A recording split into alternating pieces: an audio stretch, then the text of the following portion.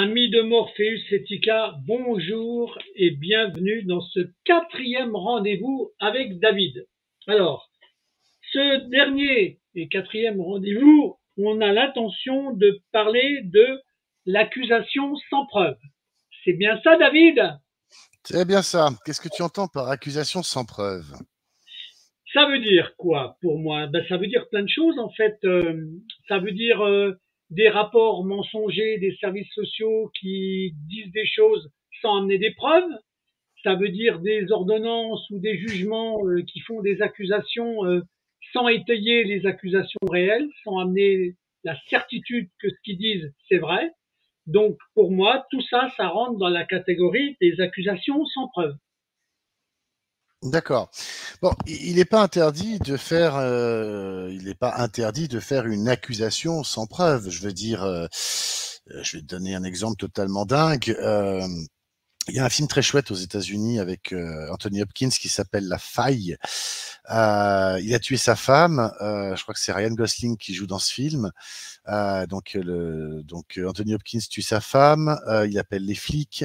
Le Ryan Gosling, qui est l'agent, l'inspecteur, arrive et effectivement le défi qui est lancé, c'est tout le sujet du film, c'est j'ai tué ma femme, prouvez-le. En fait, dénonciation, si tu veux, sans preuve, c'est tout à fait possible. C'est d'ailleurs ce que fait l'aide sociale à l'enfance, parce qu'ils font ce qu'on appelle de la prévention. Alors, je t'invite à afficher mon écran, parce que quand on parle de sujets aussi précis, il faut évidemment avoir la bonne définition des mots. Sinon, D'accord. on n'a pas la même chose. Je veux dire, la langue est une convention, et si on n'a pas la même définition des mots, on ne peut pas s'entendre. Donc, qu'est-ce qu'une prévention selon l'Académie française, qui, je le rappelle, est un dictionnaire publié au JORF dans la partie administrative. C'est un document administratif. Donc, c'est une opinion préconçue, favorable ou, plus souvent, défavorable, antérieure à tout examen. D'accord. Voilà. D'accord. C'est donc un préjugé. Ok. Oui. D'accord. Ok. Bon, accessoirement, c'est l'ensemble de mesures ou d'actions préventives. Bon, on n'apprend pas plus de choses, hein, d'accord. Ou spécialement en droit canonique, c'est anciennement la prévention en cours de Rome. C'est le droit qu'avait le Saint-Siège de conférer un bénéfice avant l'ordinaire du lieu. Autorité ecclésiastique investie du pouvoir sur le territoire. Et en Alors, droit, c'est la dernière définition, c'est un terme vieilli, c'est l'état d'une personne mise en accusation ou placée en détention provisoire. Voilà. Donc, quelqu'un qui est mis en détention préventive, qui est mis en prévention, en droit, c'est l'état d'une personne mise en accusation, placée en détention provisoire. Donc, tu vois un petit peu le coup de la dualité de la langue. C'est que d'un côté, les services sociaux, eux, qui ne sont pas des officiers de police judiciaire, qui ne sont pas investis d'une mission judiciaire, qui ne sont pas des enquêteurs, puisqu'ils font des évaluations, eux, ils ont une opinion préconçue, favorable ou plus souvent défavorable, antérieure à tout examen. Parce que qui c'est qui examine la situation qui est rapportée et bien évidemment, ce sera forcément le procureur de la République par l'intermédiaire de ses agents de police judiciaire, puisqu'il y a forcément une dénonciation sur la base de l'article 227-17 du Code pénal, que je vais de nouveau réafficher, à savoir le fait par le père ou la mère de se soustraire à ses obligations légales au point de porter atteinte, sans justification, pardon. Le fait par le père ou la mère de se soustraire sans motif légitime à ses obligations légales au point de compromettre la santé, la sécurité, la moralité ou l'éducation de son enfant mineur est puni de 2 ans d'emprisonnement et 30 000 euros d'amende. Voilà. d'accord. Tu vois. D'accord. Donc, que fait le service d'aide sociale à l'enfance? Il fait de la prévention. Il pose une opinion, il publie, on va dire, il rapporte une opinion préconçue, favorable ou le plus souvent défavorable, et donc antérieure à tout examen. Qui examine? Eh ben, c'est la procédure pénale. C'est donc le parent qui serait éventuellement mis en état d'une accusation ou placé en détention provisoire. Donc, on voit bien qu'il y a une dualité rien qu'au terme même de prévention, vu qu'ils font de la Ouais. prévention. Alors là, la mission de l'aide sociale à l'enfance, elle est quand même fixée par article 221-1 L221-1 du Code de l'action sociale et des familles. C'est un service non personnalisé du département. Alors, il faut savoir que l'article suivant nous précise que ce service, d'ailleurs, est placé sous l'autorité du président du conseil départemental. Donc, c'est bien son autorité, sa responsabilité. Et donc, il est D'accord. chargé, ce service, tu vois, de faire plein de choses. Il est censé apporter un soutien matériel, éducatif, psychologique, tant aux mineurs et à leur famille ou à tout détenteur de l'autorité parentale confronté à des difficultés, risquant de mettre en danger la santé, la sécurité ou la moralité de ces mineurs, ou de compromettre gravement leur éducation, leur développement physique, affectif, intellectuel et social, ainsi qu'aux mineurs émancipés et majeurs de moins de 21 ans, confrontés à des difficultés familiales, sociales, éducatives, susceptibles de compromettre gravement leur équilibre. Tu vois, ils sont censés organiser dans les lieux où se manifestent des risques d'inadaptation sociale, donc les zones d'éducation prioritaire par exemple, ou j'ai envie de dire les zones presque de non-droit, mais bon, si ce sont des zones de non-droit, on comprend le problème. Ils sont censés mettre en place des actions collectives visant à prévenir la marginalisation et à faciliter l'insertion ou la promotion sociale des jeunes et des familles, notamment des actions de prévention spécialisées, visées à l'article bidule. Alors, on peut aller vite voir l'article bidule, hein. L'article bidule 121-2 nous dit bien que dans les quartiers prioritaires de la politique de la ville ou dans les lieux où se manifestent des risques d'inadaptation sociale, le département participe aux actions visant à prévenir la marginalisation et à faciliter l'insertion ou la promotion sociale des jeunes et des familles qui peuvent prendre une ou plusieurs formes, des formes suivantes. Ce sont des actions qui tendent à permettre aux intéressés d'assurer leur propre prise en charge et leur insertion sociale. Ce sont des actions dites de prévention spécialisées auprès des jeunes et des familles en difficulté ou en rupture avec leur milieu. Ce sont des actions d'animation socio-éducative, des actions de prévention de délinquance. Tu vois? Bref, tu as compris le topo. En gros, Oui. si tu veux, le service social, j'ai envie de dire qu'il a une mission qui s'inscrit totalement dans l'esprit républicain, à savoir le vivre ensemble. Malgré nos différences, nos opinions, on voit très bien les problèmes d'opinion lorsqu'il y a des élections, malgré nos différences, malgré voilà, même nos us et coutumes, hein, parce que la France, c'est quand même un pays où il y a plusieurs royaumes qui ont été réunis, et un basque, un breton, et voire même comment dire, quelqu'un du Nord, n'ont pas forcément les mêmes us et coutumes, les mêmes traditions, etc. Et pourtant, tout le monde vit ensemble. Donc, le service social a un petit peu de cohérence à mettre dans tout ça, si tu veux, puisque il est censé favoriser, on va dire, le vivre ensemble. Et donc, au travers de ça, s'assurer que les enfants, les mineurs notamment, ne sont pas embrigadés, on va dire, dans des chemins qui les mèneraient, on va dire, à de la délinquance, ou ne sont pas par leurs parents éduqués, on va dire, de manière à vouloir porter atteinte à terme à la République, tu vois? Donc ça part d'un bon sentiment, si tu veux. Ouais, mais Ils doivent mener mmh, ils doivent mener en urgence des actions de protection en faveur des mineurs, tels que mentionnés au premier, tu vois, ici, là. Ensuite, ils doivent pourvoir, c'est-à-dire qu'ils doivent agir, tu vois? Ils doivent fournir, fournir le nécessaire, pourvoir à l'ensemble des besoins des mineurs confiés au service. Confiés au service. C'est peut-être pour ça que d'ailleurs ils font tout à la place des parents, tu vois, en violation de l'article 75-7, parce qu'on leur dit vous devez pourvoir à l'ensemble des besoins des mineurs confiés au service et veiller à leur orientation. Donc ils vont décider de l'école, tout ça, enfin bref. Ah non, pardon, c'est en collaboration avec leur famille ou leur représentant légal. Ah, donc ça confirme bien l'article 375-7 du Code civil, au terme duquel on a déjà vu à plusieurs reprises que les pères et mères qui bénéficient d'une assistance éducative, d'une mesure d'assistance éducative, continuent à exercer tous les attributs de l'autorité parentale qui ne sont pas inconciliables avec cette mesure. Donc, tu vois, il y a quand même, il faut lire les phrases jusqu'au bout, tu vois. Ils doivent également mener notamment à l'occasion de l'ensemble de ces interventions, des actions de prévention, des situations de danger à l'égard des mineurs, sans préjudice des compétences de l'autorité judiciaire. Donc, c'est-à-dire qu'ils n'ont pas, ils ne portent pas atteinte sur le fait qu'ils fassent leur job, ne piétinent pas l'autorité judiciaire. Au contraire, ils en sont complémentaires. Tu vois, ils sont censés organiser le recueil et la transmission dans les conditions prévues par l'article qu'on verra plus tard, des informations préoccupantes relatives aux mineurs dont la santé, la sécurité, la moralité sont en danger ou risquent de l'être, et dont l'éducation et le développement sont compromis ou risquent de l'être, et participer à leur protection. C'est là que ça commence à se gâter.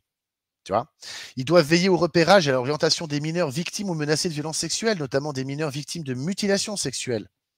Ils sont censés apporter un soutien matériel, éducatif et psychologique aux mineurs qui se livrent à de la prostitution, même occasionnellement réputés en danger. Ils doivent veiller au repérage et à l'orientation des mineurs condamnés pour maltraitance animale. Ah oui, si on maltraite un animal, ça tombe sous le coup du juge des enfants, il faut le savoir, hein. Si un enfant maltraite un animal, ça tombe sous le coup du juge des enfants. Voilà. Ils doivent veiller à ce que les liens d'attachement noués par l'enfant avec d'autres personnes que ses parents soient maintenus. les amis, tu vois, les enfants placés à qui on les prive de tous leurs toutes leurs anciennes camarades de classe, de leurs voisins, de leurs amis, de leurs cousins, etc., etc. Ça viole la loi. Hein. Voilà, tu vois. Donc, ils doivent conserver, ils doivent faire ça, alors qu'ils font tout à fait le contraire. Hein. Ils doivent veiller à la stabilité du parcours de l'enfant confié et à l'adaptation de son statut sur le long terme. Ils doivent veiller à ce que les liens d'attachement noués par l'enfant avec ses frères et sœurs soient maintenus dans l'intérêt de l'enfant. Combien de fratries sont séparées, tu vois. Et donc, ils font de la prévention. Ils font de la prévention. Et donc, comme on a pu le voir, cette prévention, c'est une opinion. Ah, puisque c'est une opinion, je rappelle quand même qu'on a la liberté d'opinion. Donc, vu Ouais. qu'ils ont une opinion, ils n'ont pas besoin de preuves. Ils n'ont pas besoin de D'accord, preuves. C'est mettre une d'accord. opinion. Une opinion, c'est préconçu, obligatoirement dans le cadre de la prévention. C'est préconçu. Alors, moi, je vais te poser une question très con. D'accord? Est-ce que l'intérêt de l'enfant est supérieur à l'intérêt financier que ces gens-là ont dans leur boulot? Alors, non, parce que si tu prends la Convention internationale des droits de l'enfant, d'accord, qui a consacré l'intérêt supérieur de l'enfant. Voilà, c'est l'article 3, alinéa 1. Dans toutes les décisions qui concernent les enfants, qu'elles soient le fait des institutions publiques ou privées de protection sociale, des tribunaux, des autorités administratives ou des organes législatifs, l'intérêt supérieur de l'enfant doit être une considération primordiale. Primordiale. Alors, puisque c'est primordial, on retourne voir notre petit dictionnaire de l'Académie française. Primordial, il nous dit bien que qui est le premier, le plus ancien. Donc, il est au-dessus de tout. Au-dessus de tout. Quelle que soit la décision qui est prise par une autorité, comme on vient de le voir dans la Convention internationale des droits de l'enfant, une autorité publique ou privée de protection sociale, des tribunaux, des autorités administratives, des organes législatifs, quand on fait des lois, l'intérêt supérieur de l'enfant est au-dessus de tout. En fait, si on prend la pyramide des normes, tiens, je vais t'afficher la pyramide des normes. Pyramide des normes, et je vais prendre la version française, comme ça on pourra, voilà, parce qu'il y en a plusieurs variantes intéressantes. Mais je vais prendre particulièrement celle de la France. Elle est là. Voilà.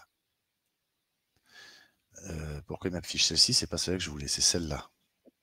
Voilà, la pyramide des normes, qui est téléchargeable d'ailleurs sur le site je crois, du ministère public. Alors, je ne vais pas m'embêter à la chercher sur le site du ministère public, je vais directement, je sais qu'elle a été reprise ici. Voilà. Donc, si on prend cette pyramide des normes, on voit qu'on a tout en bas le bloc réglementaire. Ce sont les décrets, les arrêtés, les circulaires. D'accord? C'est ce que les juristes appellent le droit mou. C'est mou. Tu vois? Et plus on va monter, plus ça va être dur, rigide. D'accord? Donc le bloc réglementaire, il est écrasé par les principes généraux du droit. Ce sont des règles non écrites de portée générale. Bon. Au-dessus, il y a le bloc législatif, c'est toutes les lois. Les lois organiques, les lois ordinaires, les ordonnances. Ça, ce sont des lois. D'accord? Au-dessus, il y a le bloc dit conventionnel. Conventionnel parce qu'on a passé des conventions. Au hasard, la Convention internationale relative aux droits de l'enfant. D'accord? On a le bloc conventionnel, traité, convention internationale et droit européen. Donc, l'Union européenne, quand elle fait des règlements, ça passe par là. D'accord? La Déclaration universelle des droits de l'homme, elle a donc les 2 pactes de New York qui la rendent contraignante. Ce sont des traités, des pactes, tout ça, enfin bref. Et au-dessus, il y a le bloc constitutionnel. C'est l'ensemble des principes et dispositions que doivent respecter les lois. Sauf que la Convention internationale des droits de l'enfant nous dit bien à l'article 3 que ça doit être une considération primordiale. Alors, si on reprend la hiérarchie des normes, on voit qu'en fait, vu que c'est un traité international, il se trouverait dans le bloc conventionnel, cet intérêt supérieur. Il serait donc inférieur à la Constitution, en toute logique. Eh bien, pas du tout, parce qu'il se trouve que laisse-moi juste retrouver cette information que j'ai dans mon Vademecum. Il se trouve que par une décision, je ne sais plus si c'est le Conseil d'État ou le Conseil constitutionnel, je crois que c'est le Conseil constitutionnel qui a, dans une décision, arrêté le fait que l'intérêt supérieur de l'enfant et donc de valeur constitutionnelle, parce qu'il est repris, voilà. Non, c'est le Conseil d'État, pardon. Le Conseil d'État affirme l'applicabilité directe de l'article 3.1. C'est le Conseil d'État le 22 septembre 98 et c'est la décision. Voilà, je la prends, je vais l'afficher à l'écran. OK. Pour ça, je vais sur Légifrance. Comme ça, vous voyez comment on fait des recherches. Hop, j'ai effectivement la référence qui est celle-ci, donc je vais la chercher. Et voilà, je me retrouve avec mon Conseil d'État. Et mon Conseil d'État, cette décision a décidé que l'intérêt supérieur de l'enfant, il est supérieur. Voilà. L'intérêt supérieur de l'enfant doit être regardé comme compte. Non. Tac, tac, tac, tac, tac, tac, vision, machin, etc. D'une part, nécessaire, considérant. Porte atteinte à l'intérêt supérieur de l'enfant et doit être regardé comme contraire à l'article 3 de la Convention internationale des droits de l'enfant. Donc, si tu veux, le Conseil d'État a considéré que, vu que ce qui s'est passé dans cette affaire a porté atteinte à l'article 3 de la Convention internationale des droits de l'enfant, si tu veux, elle part du principe maintenant que cet article 3.1, qui veut que l'intérêt supérieur de l'enfant soit au-dessus de tout, ben, dans tout le droit administratif, c'est consacré grâce à cette décision. Et elle le dit là-haut. Considérant qu'au terme de l'article 3 de la Convention internationale des droits de l'enfant du 26 janvier 90, publié par décret dans toutes les... Donc elle cite l'article, d'accord, elle cite l'article, donc elle considère donc que l'intérêt supérieur de l'enfant est supérieur à tout. Tu vois. Donc le Conseil d'État nous le dit. Elle nous le dit. Tu vois. Et puis, voilà, j'ai ici une QPC, c'est ça que je voulais voir aussi. J'ai ici une QPC, la 2018-768. Non, QPC, ouais, c'est ça, examen radiologique, voilà. C'était dans le cadre d'examen radiologique osseux, d'accord. Il semblerait que l'intérêt supérieur de l'enfant prime par-dessus tout. Alors, je t'avoue, je me rappelle plus vraiment de cette décision, mais intérêt supérieur de l'enfant. Voilà, c'est ici, au 5e rang. Au terme des 10e et 11e alinéas du préambule de 46, la nation assure à l'individu et à la nation, à l'individu et à la famille les conditions nécessaires à leur développement. Elle garantit à tous, notamment à l'enfant, et à la mère et aux vieux travailleurs, la protection, la santé, la sécurité matérielle, le repos et le loisir. Et ça, c'est dans le préambule de la Constitution de 46. C'est juste en dessous. Ils nous disent que il en résulte une exigence de protection de l'intérêt supérieur de l'enfant. Donc, ce que j'essaie de te dire, c'est que si on prend le préambule de la Constitution. Alors, tu prends la Constitution de 1958. Constitution 1958. Ça, c'est déjà la première chose. La Constitution de 1958, elle nous précise dans son préambule, que le peuple français a proclamé notamment son attachement aux droits de l'homme, etc., ainsi que confirmé et complété par le préambule de 46. Dans le préambule de la Constitution de 46, on a un alinéa qui nous dit que la nation garantit notamment à l'enfant, à la mère et aux travailleurs la protection de la santé, la sécurité matérielle, le repos, les loisirs, bref, tutti quanti. Et la Cour de cassation, la Cour constitutionnelle, le Conseil constitutionnel nous a dit que, vu cet article du préambule de 46, il en résulte une exigence de protection de l'intérêt supérieur de l'enfant. Cette exigence impose que les mineurs présents sur le territoire national bénéficient de la protection légale attachée à leur âge. Il s'ensuit que les règles relatives à la détermination, ça c'est par rapport propre à l'affaire, d'accord. Donc il en résulte une exigence de protection de l'intérêt supérieur de l'enfant. Si tu veux, le Conseil constitutionnel a confirmé dans cette décision que cette disposition de l'article 3.1 de la Convention, qui se trouve être, si on regarde la hiérarchie, elle est censée être ici dans le bloc conventionnel. Le Conseil constitutionnel a dit non, non, non, non, non, non, non, ça se trouve en fait au-dessus. Ce qui est écrit dans la Convention se trouve être bien rappelé dans notre Constitution. Et donc, par le biais de notre Constitution, nous prenons à notre compte constitutionnel, on reprend à notre compte constitutionnel l'intérêt supérieur de l'enfant. Donc, l'intérêt supérieur de l'enfant, il trône au-dessus de tout sans discussion. C'est d'ailleurs ce que rappelle également l'ONU. Dernièrement, l'ONU l'a rappelé dans les matières sexuelles, enfants. Elle a fait un rappel, je ne m'attendais pas à te le sortir celui-là. L'ONU a fait un rappel dernièrement. ONU. Alors bouge pas. ONU rappel. sexuel, enfant. Voilà, c'est celui-là. Les experts de l'ONU exhortent, voilà, les experts de l'ONU exhortent la France à protéger les enfants contre l'inceste et toutes les formes d'abus sexuels. En fait, c'était le 19 janvier 2024, c'était il n'y a pas longtemps. Alors, je vais pas te lire toute la communication qui est faite, mais si Oui, tu veux, bien sûr, ce qui se passe, bien c'est sûr. très simple. On a vu dans beaucoup de nos dossiers, on a vu dans certains dossiers, je peux enlever mon écran, on a vu dans certains dossiers que lorsque il y a par exemple une mère qui dénonce l'inceste, les services sociaux ont une fâcheuse tendance de vouloir essayer de reconstituer le lien avec le père et donc de tout faire pour que l'enfant soit en lien avec le père, qui serait donc un prédateur.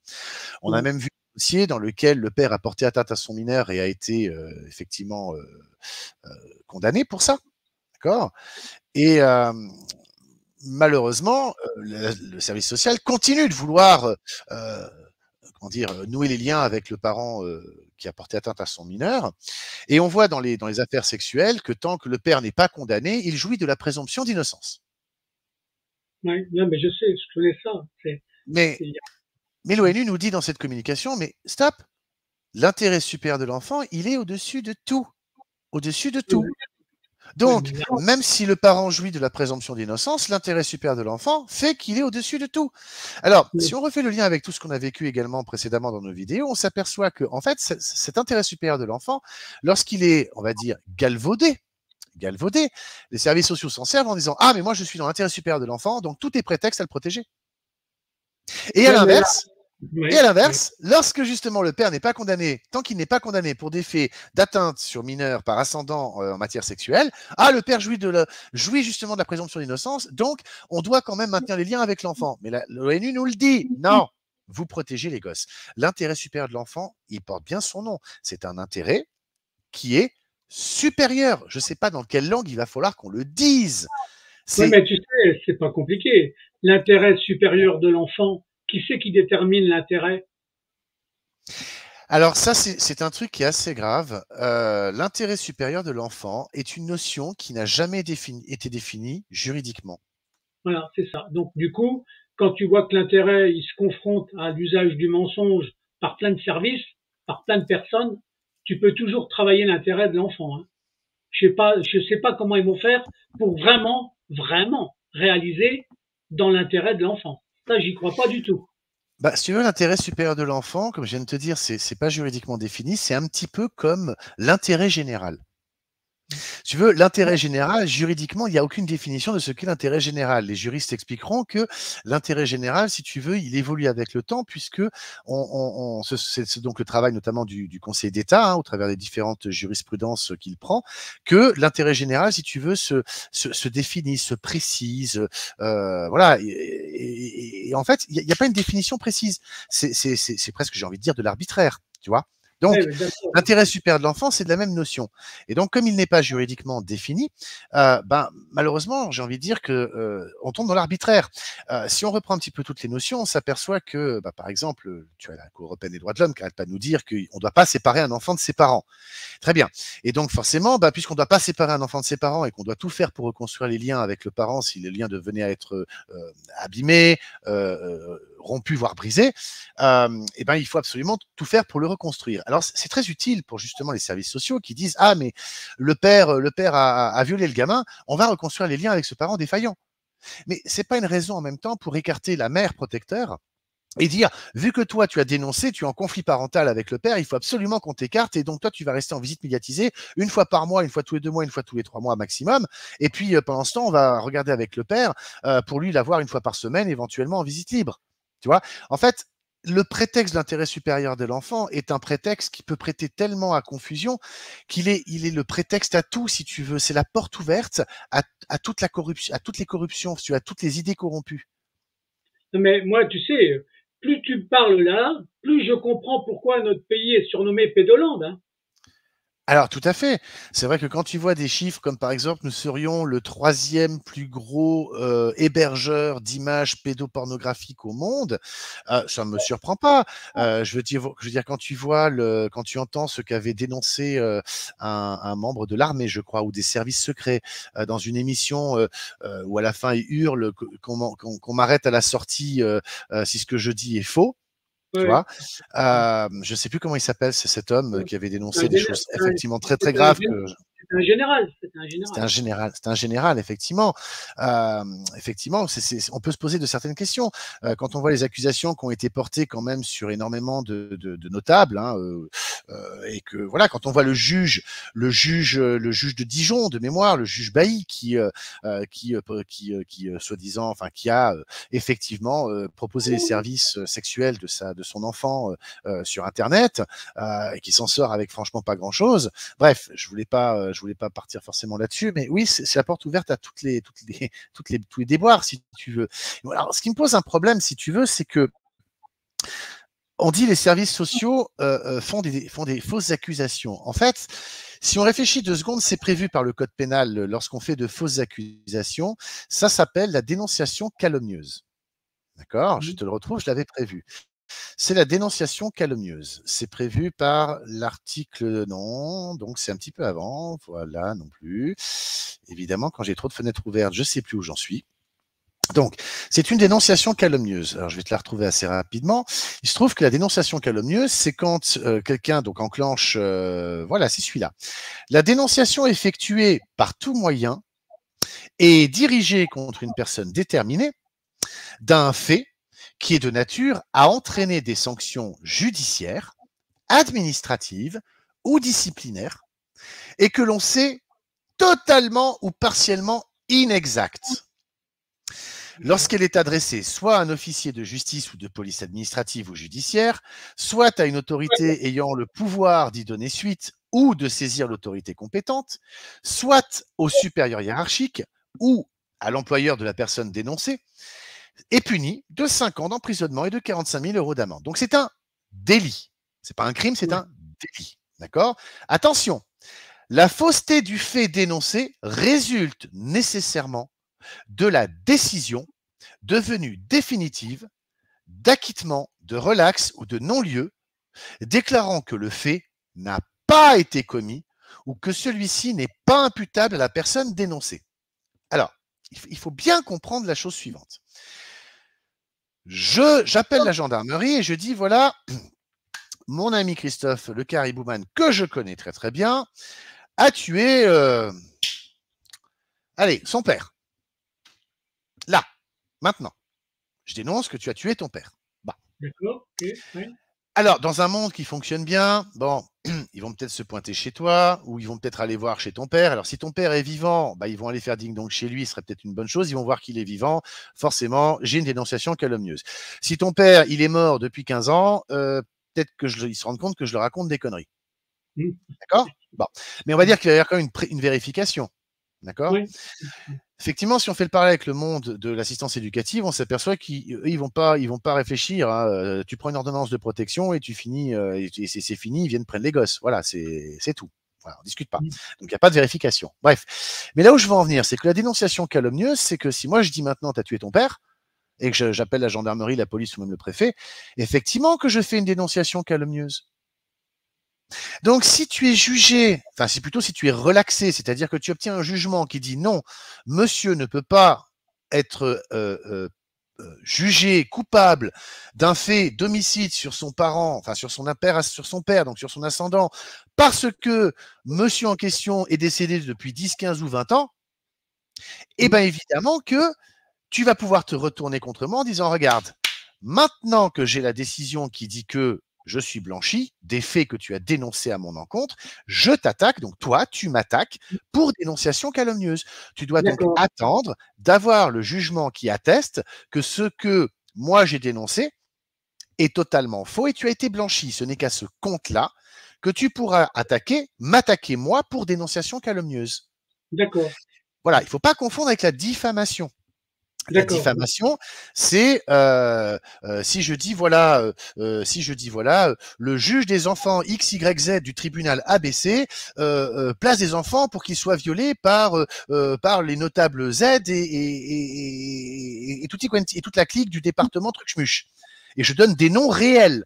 Et je sais que ce que je raconte est totalement faux. Mais là, si tu veux, j'impute des faits qui atteignent à leur comment dire, qui atteignent à leur réputation, évidemment. Ce sont des faits Ouais. graves, d'accord. Ouais. Là, effectivement, en toute logique, toi, en tant que producteur de cette émission, qui est publié, enfin qui est rendu public, qui est disponible sur YouTube ou sur d'autres plateformes d'ailleurs, tu peux être attaqué pour non pas de la dénonciation calomnieuse, mais de la diffamation. C'est une information qui atteint à l'honneur de manière publique. D'accord. D'accord. Et donc, ce serait de la diffamation. Là, effectivement. Donc, tu vois, il faut faire très attention entre la diffamation d'un côté et la calomnie de l'autre. C'est extrêmement important. D'accord. Donc là, ok, je suis d'accord avec toi. Mais Rebondir peut-être.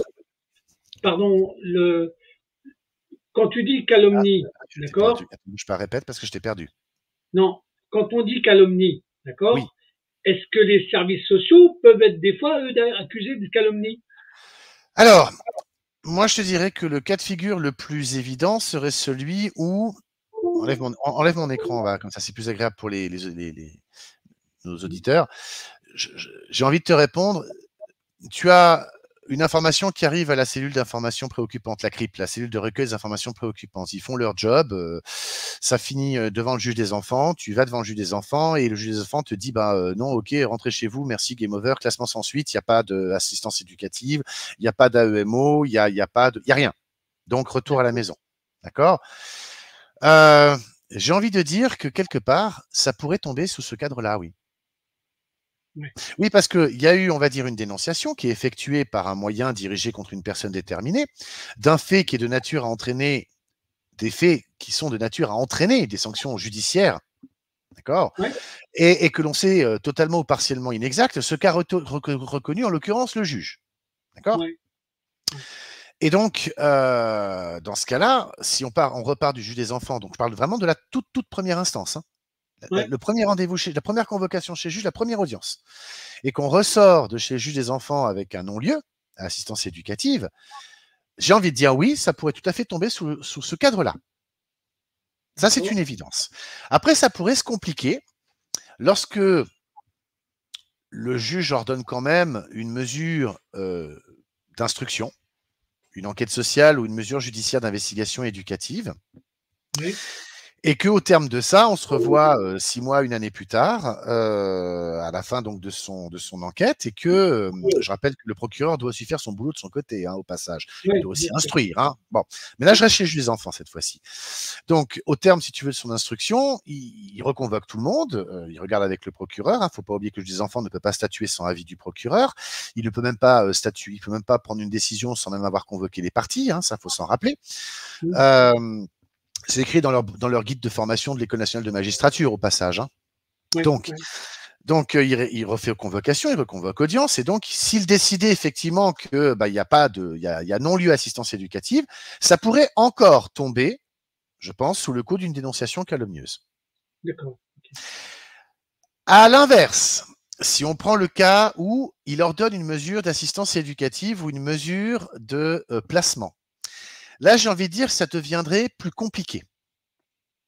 Alors, vu que dans les dossiers qu'on a, toi et moi, on se rend compte que, comme le procureur de la République, sauf exception, ne fait jamais son travail d'enquête, forcément, il n'aboutit jamais à un rappel à la loi, il aboutit jamais à prendre le choix de faire de la justice restaurative, comme on en avait parlé dans une vidéo, à savoir ordonner un stage adapté, on va dire, à sa défaillance parentale, hein, ou civile, hein, tout simplement. Et donc, tant que le parent n'a pas un rappel à la loi ou un stage ordonné, ou qu'il n'est pas traduit par le juge devant le tribunal correctionnel, et donc condamné pour des faits d'atteinte sur mineurs, tant qu'il n'y a pas ça, éventuellement, lorsqu'il y a un classement sans suite, on peut se poser la question, il faudrait voir avec un avocat.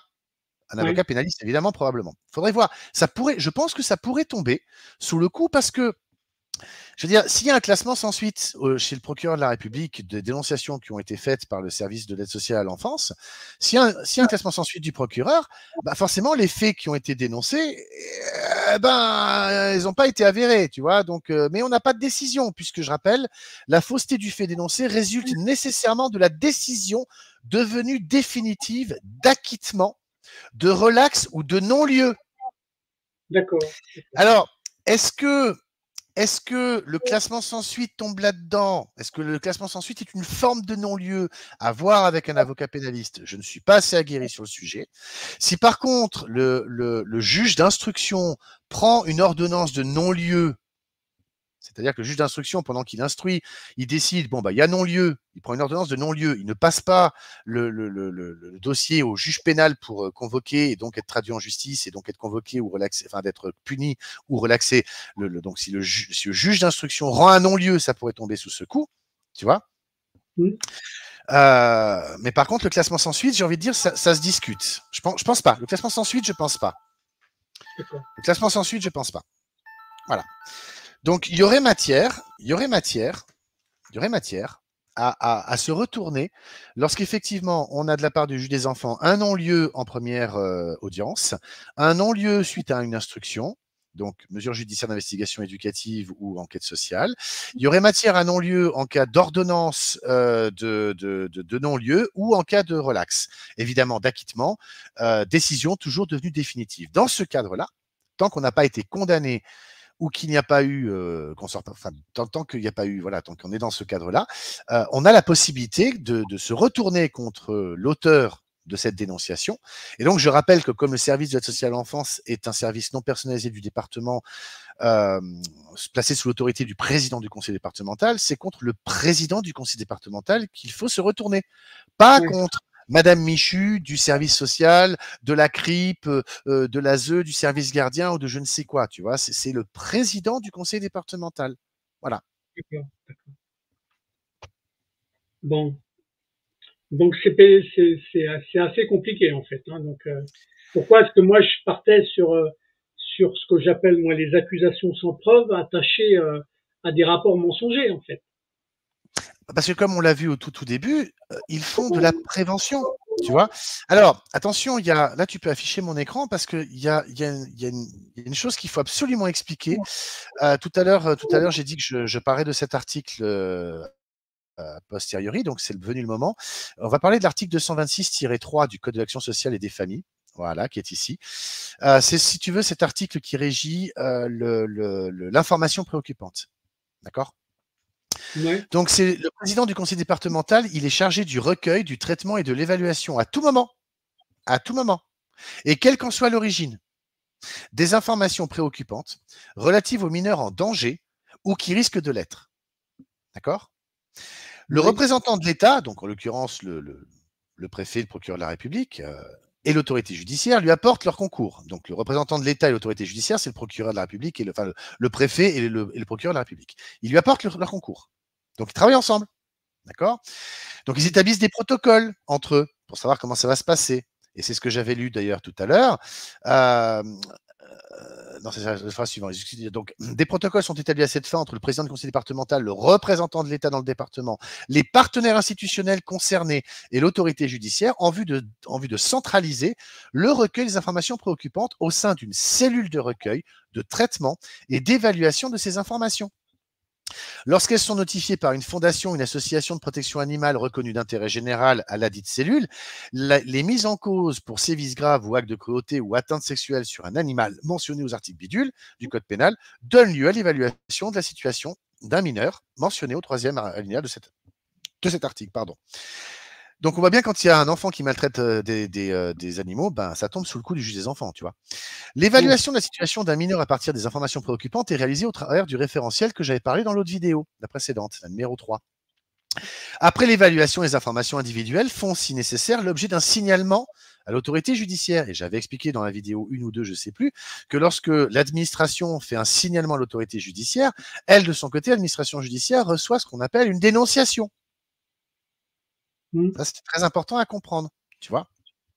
Et donc, les services publics ainsi que les établissements publics et privés susceptibles de connaître des situations de mineurs en danger ou qui risquent de l'être participent au dispositif départemental. Le président du conseil départemental peut requérir la collaboration d'associations concourant à la protection de l'enfance. Alors, Donc, il faut bien comprendre. attends, parce que là, quand tu viens de lire là, la phrase, tu peux la répéter s'il te plaît celle-là, parce que je vais te Les, parler d'un truc.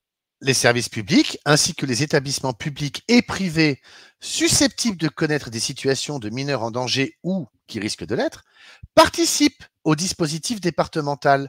Ça veut dire toutes les écoles, qu'elles soient publiques ou privées, les hôpitaux, les médecins, les psychologues, les assistants, tout le monde, tous ceux qui sont en lien avec des enfants, tous Alors là, moi, participent au dispositif.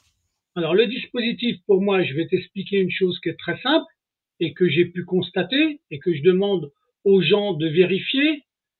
Le département, le représentant du département, il finance plein de collectifs, plein Tout à fait, d'associations. tout à Mais fait, n'oublie pas que c'est l'argent du département qui finance aussi les foyers où on place les enfants. tout à Et fait. moi, ce que je demande aux gens, d'accord, c'est de regarder à qui appartient l'immobilier des foyers, qui sont les actionnaires, qui sont les propriétaires de la SCI, propriétaires de ces foyers-là.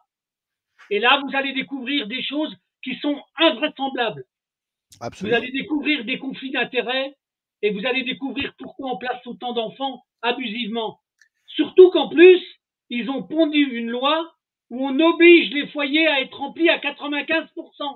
Ah non, attention, là je te retiens sur ce point-là. Attention, c'est pas une loi, c'est un décret. Tu es en train de parler des contrats pluriannuels d'objectifs et de moyens.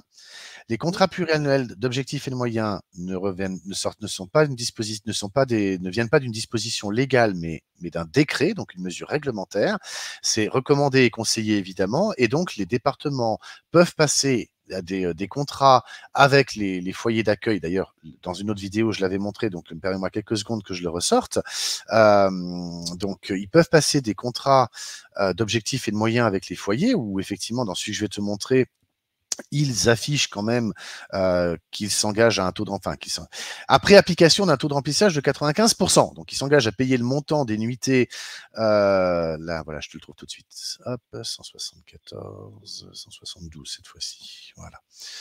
Je t'affiche ça tout de suite à l'écran. Voilà. Donc là, j'ai ici effectivement l'arrêté qui porte la fixation des tarifs journaliers 2023 pour la maison des fratries Plestan, donc dans les Côtes d'Armor, hein, document public. Et donc, le nombre de journées entre le 1er janvier et le 1er janvier et le 31 décembre 2023 est de 2080. On avait fait le calcul dans notre vidéo. Après application du taux d'occupation 95%. Ouais. Non, non, mais Voilà. moi, Donc, effectivement, est-ce que les départements s'engagent à remplir à hauteur de 95% les lits des foyers d'accueil? Là, ce serait grave parce que ça veut dire que les enfants sont mis en servitude. C'est un crime contre l'humanité.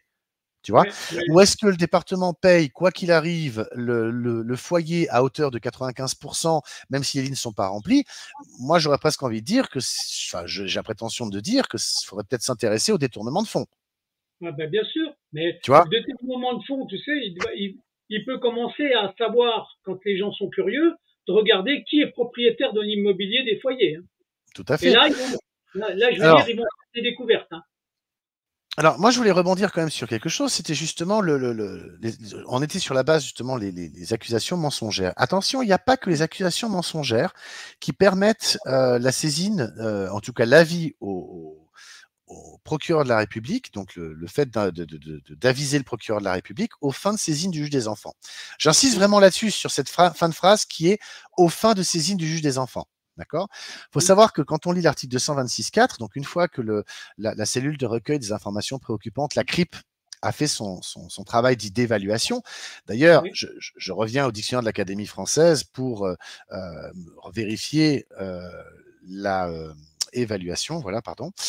Pour vérifier la définition du mot évaluation, faut quand même se rappeler que l'évaluation, c'est l'action d'évaluer.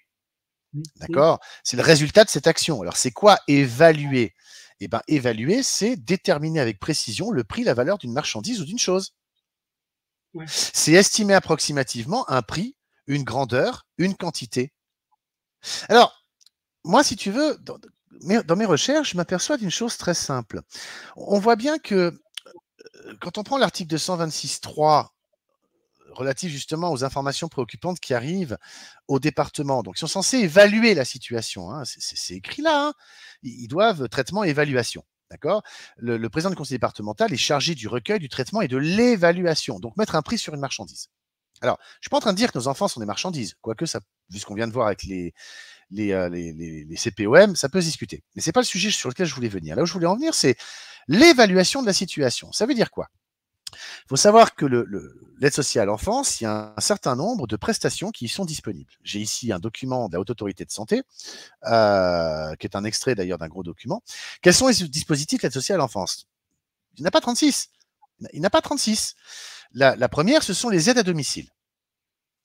Lorsque la santé de l'enfant, sa sécurité ou son entretien ou son éducation l'exige, une aide à domicile peut être décidée. C'est une mesure administrative. Elle vise à maintenir l'enfant dans son milieu habituel ou à faciliter le retour à domicile après une prise en charge en dehors du milieu familial.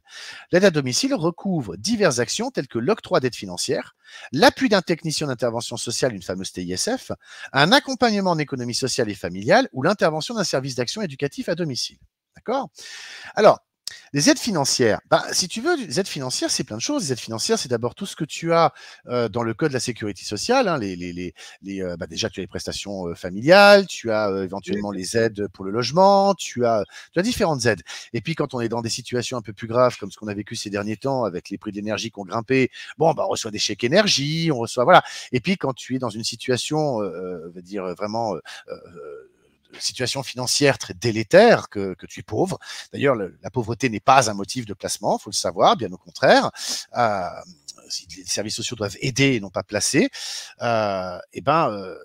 Si tu veux, quand il y a une situation de pauvreté, justement, on peut aider les gens. Enfin, le département, le service social peut aider les gens. Par exemple, le lave-vaisselle, il est mort. Alors, c'est vrai que quand tu es pauvre, tu n'as pas de lave-vaisselle, mais une machine à laver en tout cas, ou je sais pas, voilà, tu as besoin d'une voiture pour pouvoir amener ton gamin à droite à gauche, tu habites à la campagne. Enfin, je sais pas, tu vois, il y a des aides qui sont nécessaires. Une TISF, c'est quoi? Une TISF, c'est un technicien d'intervention sociale et familiale. Alors, je vais te donner un exemple d'intervention d'une TISF.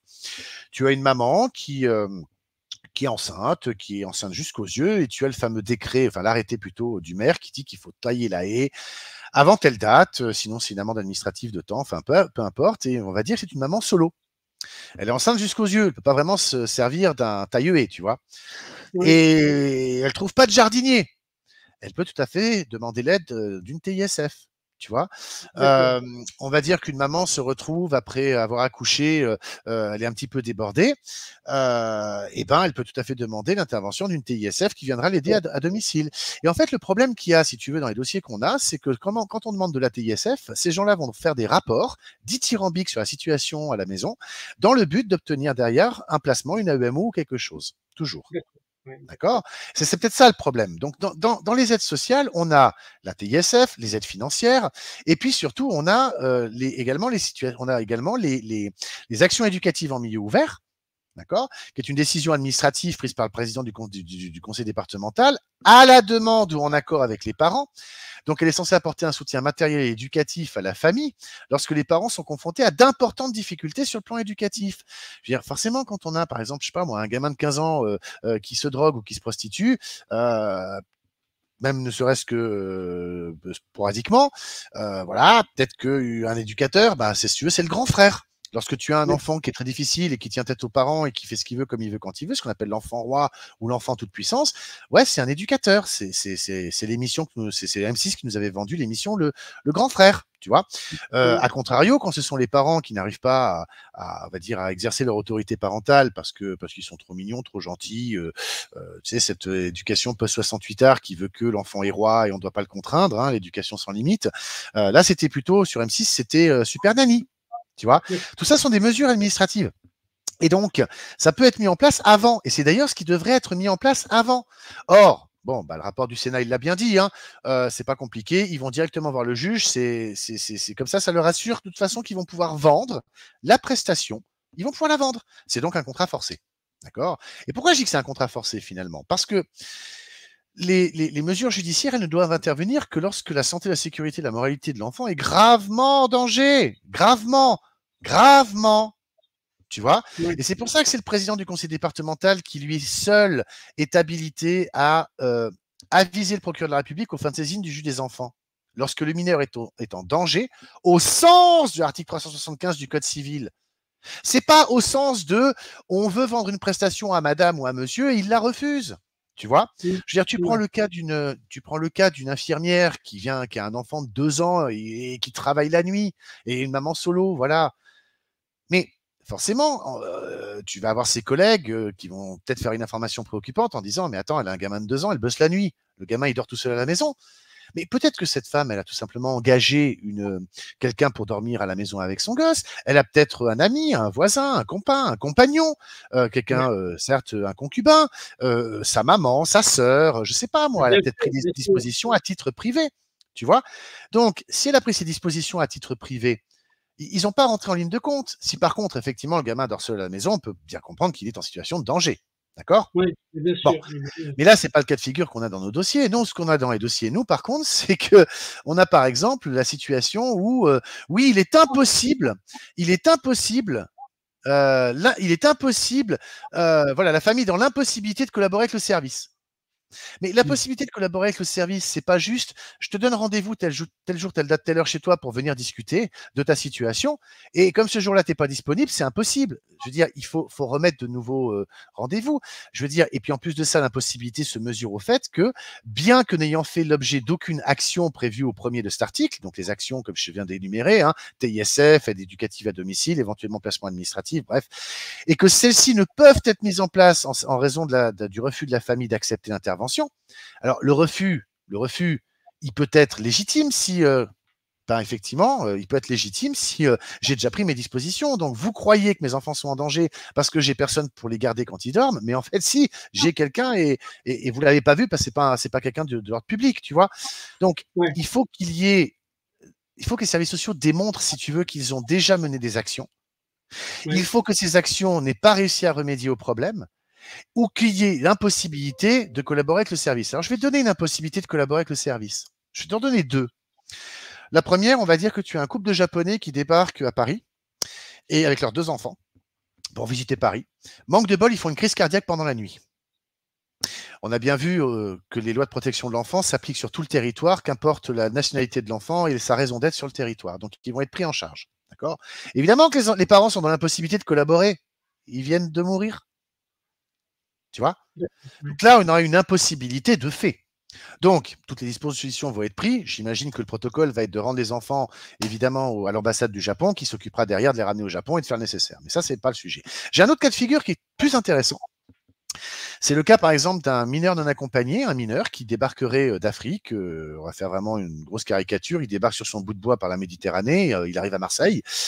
Et puis, il est arrivé au port, il va directement au centre social et il demande donc la protection sociale de la France. Il est mineur non accompagné. Hein. Ses parents, ils sont dans l'impossibilité puisqu'ils sont par exemple en Afrique. Et là, si vous voulez, le juge des affaires familiales ne peut pas prendre de décision parce que les parents sont en Afrique, le mineur, il vient de débarquer. Donc, c'est juste des enfants qui va prendre en charge parce qu'il est dans l'impossibilité. Là, on est dans l'impossibilité si les parents sont dans l'impossibilité. J'ai une troisième option qui est plus facile à comprendre également dans les situations qu'on vit. Lorsque, par exemple, à 3 heures du matin, tu trouves un enfant dans la rue en train de errer. Il a aucun signe distinctif, pas de carte d'identité, rien. Tu vois, c'est un mineur. Bon, là aussi. Et en plus de ça, il est amnésique. Ça peut arriver. Ou somnambule, tiens. Et donc, là, les parents sont dans l'impossibilité. On ne sait pas qui est ce gamin, on ne l'a pas identifié, donc on va le prendre en charge. Donc, l'impossibilité, si tu veux, c'est pas comme le font actuellement les services sociaux, à savoir, vous n'avez pas voulu répondre présent à cette convocation, à ce rendez-vous, et donc, je saisis directement le juge. Alors, il faut savoir une chose, et ça, je tenais vraiment à l'expliquer, vraiment à le montrer. Les services sociaux, ils te disent oui, on doit venir à la maison, on doit discuter avec l'enfant au moins une fois, c'est-à-dire qu'on doit faire une rencontre avec chaque enfant seul, puis en présence de chaque parent. On doit avoir contact avec le milieu dans lequel évolue l'enfant. On doit avoir 2 entretiens avec chaque parent, dont un se déroule à leur domicile, et peut s'accompagner d'un entretien avec le tiers qui réside habituellement au domicile, et le cas échéant avec les enfants du tiers qui vivent au domicile, au cours desquels sont évoqués les thèmes suivants, donc la présentation de la mesure, la compréhension de la décision, enfin tout ce que sont censés faire, tout ce qu'ils font quand ils font ce qu'ils appellent une évaluation. Mais regarde le nom de cet arrêté. Regarde le nom de cet arrêté.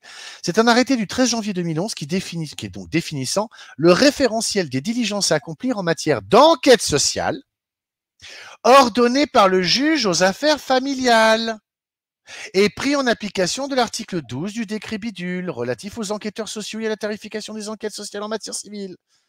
Donc, ce que j'essaie de te dire, c'est que quand elles te disent on doit venir faire ce boulot-là, c'est parce qu'en fait, elles s'appuient sur l'arrêté du JAF. Parce que ce sont les mêmes enquêteurs sociaux qui vont faire le boulot pour la CRIP, le boulot pour le juge des enfants et le boulot pour le JAF. Donc, elles connaissent leur travail. Elles ont juste oublié que c'est pas le même cadre. Ouais, Tu d'accord. comprends? Le domicile est un lieu privé. Il est protégé par la Constitution. Ils peuvent pas débarquer comme ça. Ils ne peuvent pas s'inviter chez toi. La gendarmerie, la police, les pompiers, personne ne peut venir chez toi comme ça, sauf évidemment situation d'urgence. Tu vois? Mmh. Ils peuvent pas s'inviter chez toi. C'est pas régulier. Et j'ai envie de dire que, puisqu'on vient de voir qu'une évaluation, c'est mettre un prix sur une marchandise, d'accord? Eh ben, pour moi, l'évaluation qu'ils doivent faire lorsqu'ils reçoivent une information préoccupante telle que prévue à l'article 226-3 du Code de l'action sociale et des familles, eh ben, cette évaluation veut dire on va rassembler toutes les informations. On va contacter tous les acteurs en lien avec les enfants, c'est-à-dire les écoles, les médecins, les centres hospitaliers.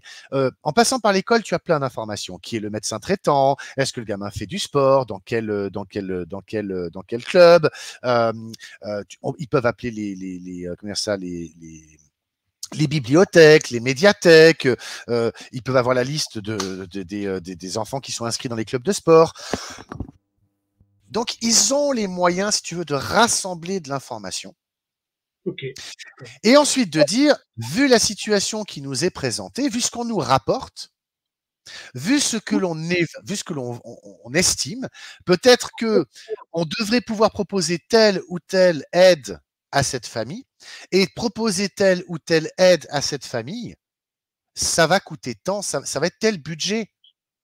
Je Ok. rappelle que le président du conseil départemental est l'ordonnateur des dépenses du département. Il va Oui. devoir prendre en charge ces dépenses-là, tu vois. Donc, l'évaluation pour moi, ce n'est pas de venir au prétexte de l'arrêté définissant le référentiel des diligences à accomplir en matière d'enquête sociale ordonné par le juge aux affaires familiales. C'est Oui. pas de mettre en application ces diligences-là. Ça, c'est quand le juge aux affaires familiales l'ordonne. Mais vu que le juge des enfants, lui, il peut, parce que c'est un magistrat, il peut prendre toutes les dispositions pour pouvoir faire une enquête. Il pourrait donc tout à fait demander par juge, par ordonnance, il pourrait tout à fait demander l'enquête sociale aux assistantes sociales. J'ai même envie de te dire, le président du conseil départemental, étant donné que lui aussi a des pouvoirs de police et de sûreté, et qu'il est à la tête du service social, il est le chef de file du département de l'aide sociale, lui aussi peut ordonner une enquête sociale. Donc, il Oui. peut se servir de cet arrêté. Mais cet arrêté ne peut, enfin, les dispositions prévues par cet arrêté ne peuvent pas arbitrairement être exécutées par les assistantes sociales, éducateurs et tutti quanti, dans le but de faire une évaluation. Ok. Ok, d'accord. Donc, quand on disait Excellent. tout à l'heure, les accusations sans preuve, mais parce que comme je l'avais dit dans l'autre vidéo, à savoir toutes les digues toutes les douanes qui sont censées assurer que le processus, la procédure respecte, si tu veux, la garantie des droits de l'enfant et les garanties des droits des parents, la vie privée et tout ce qui va avec, tout ce qui est constitutionnellement reconnu, tout ce qu'un officier de police judiciaire ne se permettrait jamais de faire, bah, tu t'aperçois que les agents du service administratif, eux, de leur côté, abusent totalement de leur pouvoir. Et donc, puisqu'ils abusent totalement de leur pouvoir, ils ont des délégations de service, de signature, comme je l'avais démontré, qui ne passeraient pas le tribunal administratif. Ils saisissent, ils avisent le procureur de la République, comme c'est écrit ici. Ils avisent le procureur de la République aux fins de saisine du juge des enfants, sans que ça passe par le président du conseil départemental. Le procureur de la République n'a pas le temps de faire son job, il ne le fait pas, il passe au juge des enfants, merci, au revoir. Derrière la suite, je ne la fais pas, sauf cas exceptionnel. En tout cas, dans les dossiers qu'on a, c'est toujours comme ça. Le parent n'est pas pris dans une procédure pénale, le procureur s'en fout. Eh ben, ils n'ont pas besoin de prouver quoi que ce soit, puisque de toute façon, le juge des enfants a tellement de dossiers. Il a tellement l'assurance que tous les garde-fous précédents ont été mis en œuvre, respectés, que les douanes, les processus ont été bien pour chaque étape respectés et compagnie. Lui, s'il a le dossier sur le bureau, c'est que le gamin est en danger. Tu veux qu'ils aient quoi à prouver? Les services sociaux, ils font de la prévention. Ils ont une opinion toute préconçue, favorable ou plus souvent défavorable, antérieure à tout examen de la situation réelle de l'enfant par le biais d'une enquête pénale des parents. Ok.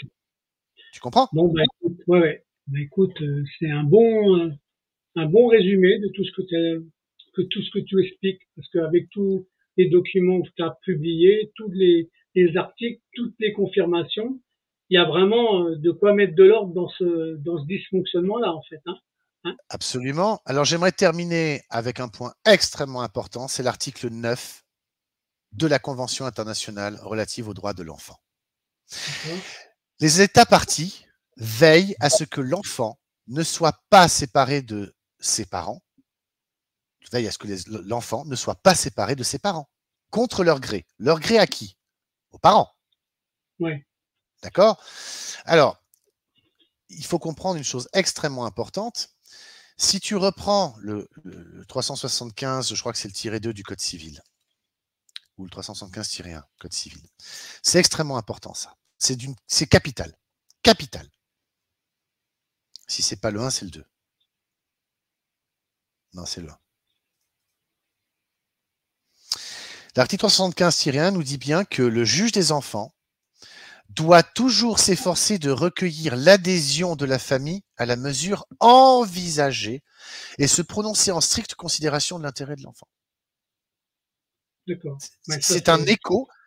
C'est un écho à l'article 9 de la Convention internationale des droits de l'enfant. Alors, c'est extrêmement important de savoir que cet article-là, le Conseil d'État a décidé qu'il est d'application directe. Donc, ça veut dire que tout ce qui est de l'ordre administratif, cet article-là, il s'impose.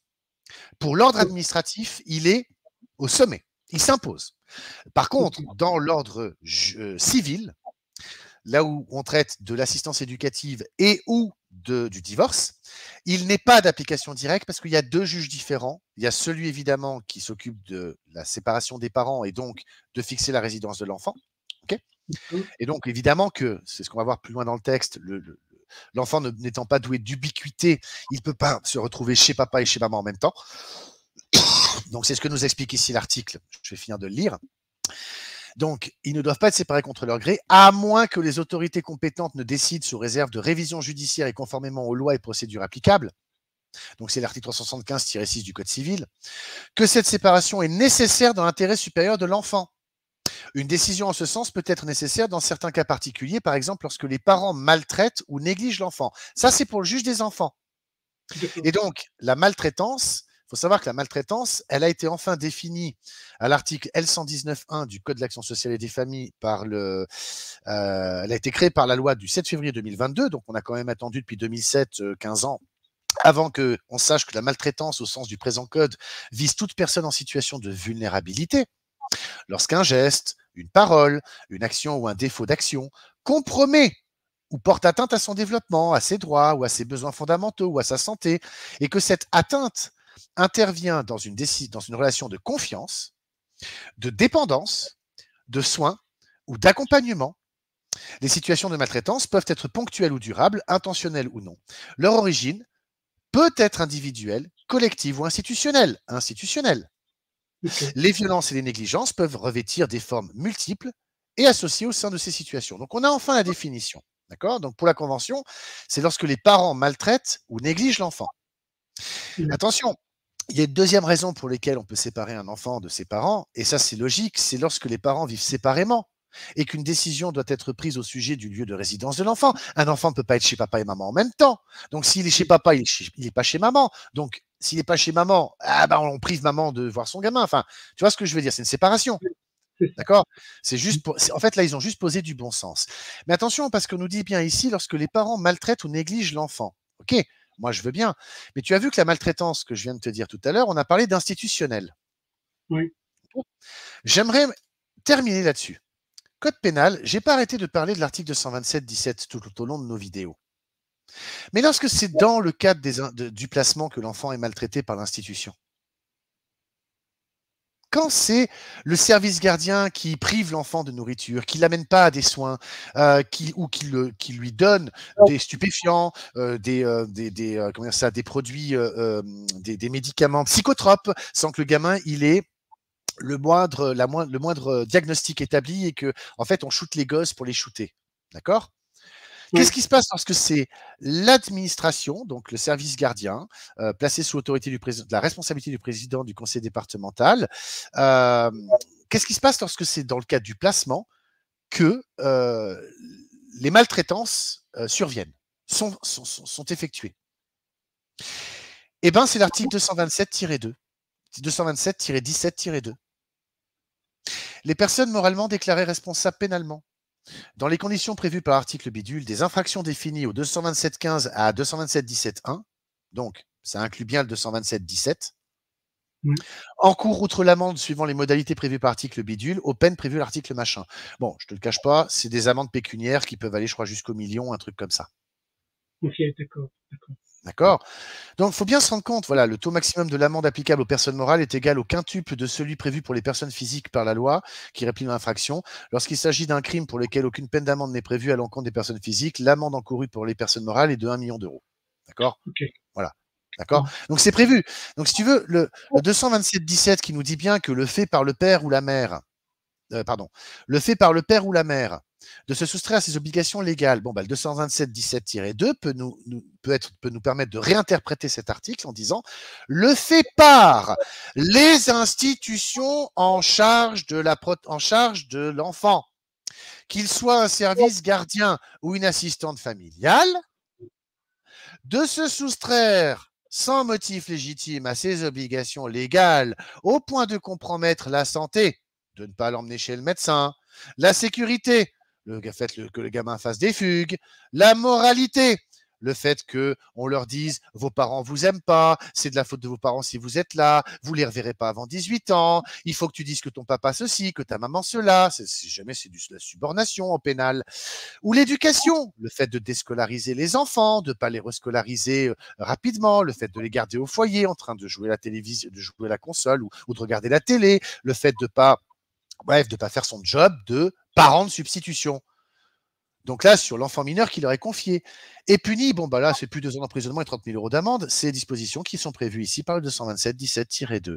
Donc, ce qu'il faut vraiment que tout le monde comprenne, c'est que l'intérêt supérieur de l'enfant, c'est le droit d'être protégé contre toute forme de violence ou de maltraitance, qu'elle soit institutionnelle ou parentale. Ok. Toute forme de maltraitance ou de violence, quelle qu'elle soit. Et c'est pour ça que la France s'est pris des observations dithyrambiques de la part du Comité des droits de l'enfant, parce qu'en réalité, on voit très bien ce qui se passe. Comme on a pu le démontrer tout au long de nos vidéos, Christophe, les enfants sont pris par l'aide sociale à l'enfance, sont mis dans des services gardiens en foyer ou chez des assistantes familiales. On prive les parents, je vais enlever mon écran, on prive les parents de l'exercice de leur autorité parentale. Les enfants n'ont plus aucun droit ni aucune liberté. Ils sont factuellement, ils sont de fait détenus comme s'ils étaient incarcérés en tôle. Oui, ok. Et donc, la France, la façon dont est mis en œuvre la dite assistance éducative est en réalité une violation absolue de la Convention internationale des droits de l'enfant. Nos enfants n'ont pas à être privés de leurs parents, nos enfants même placés n'ont pas à être privés de leurs grands-parents, de leurs cousins, de leurs cousines, de leurs oncles, de leurs tantes, de leurs voisins. J'ai dans une décision de justice, là, je ne vais pas la sortir maintenant, c'est trop tard. Le juge des enfants dit, il valide, il donne l'ordonnance de délégation de l'autorité parentale au service gardien ou au département, je ne sais plus, aux fins de déscolariser l'enfant de son école privée. Et en plus, c'est une école privée anglophone. Oui, parce que l'enfant, il est bilingue. le juge a donné l'autorisation au service gardien de déscolariser l'enfant de son école privée anglophone, enfin bilingue, pour le mettre dans le service public. Pourquoi? Ah, parce que les trajets ne sont pas possibles pour le service gardien. Ta question au départ était l'intérêt supérieur de l'enfant est-il supérieur à tout? La réponse est oui. Or, en France, c'est toujours l'intérêt supérieur du service gardien, l'intérêt supérieur du département, l'intérêt supérieur du juge, mais une chose est sûre, c'est l'intérêt inférieur, négligé et négligeable de l'enfant. Okay. Bon, en tout cas, c'est une belle conclusion, David. D'accord, hein, je te remercie pour ce témoignage-là, et puis peut-être que on aura l'occasion de refaire une autre série, peut-être, parce qu'on verra avec tout ce qu'on a publié, euh, des vérités comme la tienne, du droit comme tu l'exposes, c'est toujours important. Et je te remercie pour tout ça, David. OK? Je Hein? t'en prie, merci à toi pour ce que tu fais, Christophe. Et je dis à tous les parents, ne lâchez rien. Ne OK. lâchez rien. Finalement, je connais que 2 moyens de récupérer les enfants. La première, c'est à coup de livre, on franchira tous ces murs et s'il le faut, nous emploierons des moyens légaux. J'emprunte cette phrase à Jean-Jacques Goldman. Donc, c'est le théorème Goldman. La deuxième, c'est 15 ans de tôle, c'est-à-dire incarcération pour avoir tenté d'enlever les enfants. Donc, ne lâchez rien. Il n'y a que vous, les parents, qui pourrez sortir les enfants de là. Que vous. Les juristes peuvent vous assister, les avocats peuvent vous assister, les associations peuvent vous assister, mais ce n'est que de l'assistance. C'est vous qui les sortirez de là.